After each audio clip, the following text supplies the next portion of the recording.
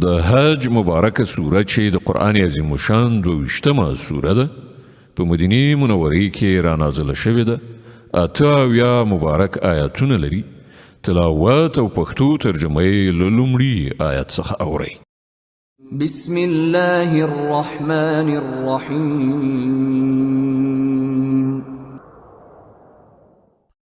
يا أيها الناس اتقوا ربكم إن زلزلة الساعة شيء عظيم.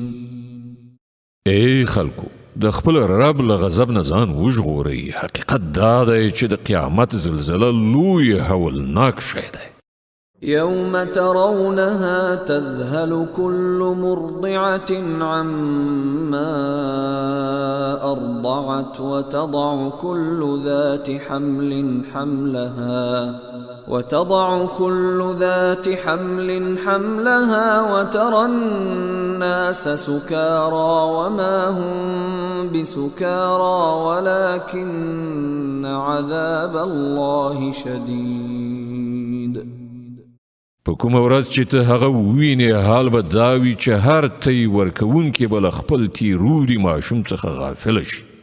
د هرې حاملې حمل به وغورځېږي او خلک به تا ته بېسده ښکاره شي په داسې حال کې چې هغوی به نشه نه وي بلکې د الله عذاب به څه داسې سخت وي. ومن الناس من يجادل في الله بغير علم ويتبع كل شيطان مريد. كتب عليه أنه من تولاه فأنه يضله ويهديه إلى عذاب السعير. ځینې خلک داسې دي چې بې علمه د الله په باب خبرې اړوي او د هر سرکشه شیطان پیروي کوي په داسې حال کې چې د شیطان په برخه کې دا لیکلي دي چې څوک چې هغه دوست ونیسي نو هغه به یې ګمراه کړي او د دوزخ د عذاب لاره به وروښي. يا أيها الناس إن كنتم في ريب من البعث فإنا خلقناكم من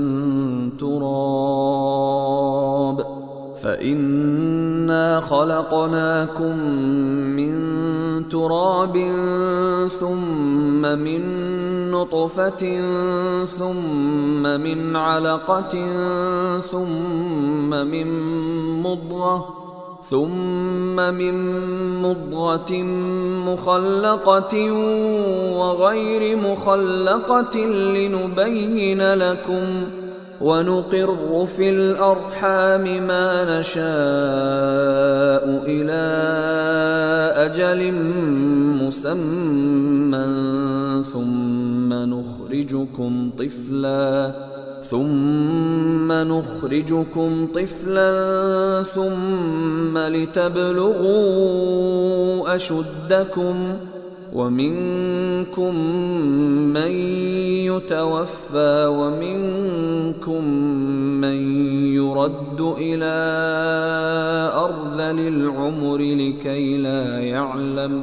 لكي لا يعلم من بعد علم شيئا.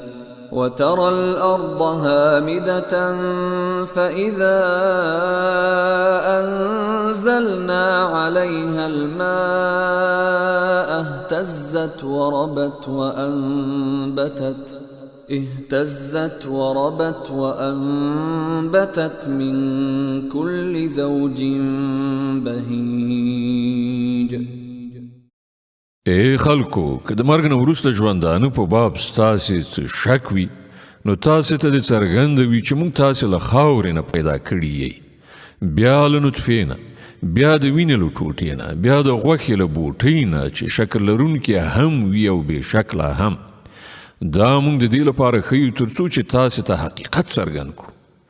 موږ چې کومه نطفه وغواړو تر یوې ټاکلې مودې پورې په رحمونو کې تم کړې ساتو، بیا تاسې د یو ماشوم په بڼه راباسو، بیا ستاسې روزنه پالنه کوو تر څو چې تاسې خپلې بشپړې ځوانۍ ته ورسیږئ او له تاسې نه څوک د مخه بیرته غوښتل کیږي یعنی مري او څوک د ډیر ناکاره عمر خواته ګرځول کیږي تر څو چې په هر څه باندې له پوهېدو نه وروسته بیا په هیڅ نه پوهیږي او ته وینې چې ځمکه وچه کلکه پرته ده بیا چې په کوم ځای کې موږ پر هغې باران وورو په ناڅاپي ډول وخوځېده ډډه شوه او هر راز ښایسته ښېرازه نباتات یې راوبرکول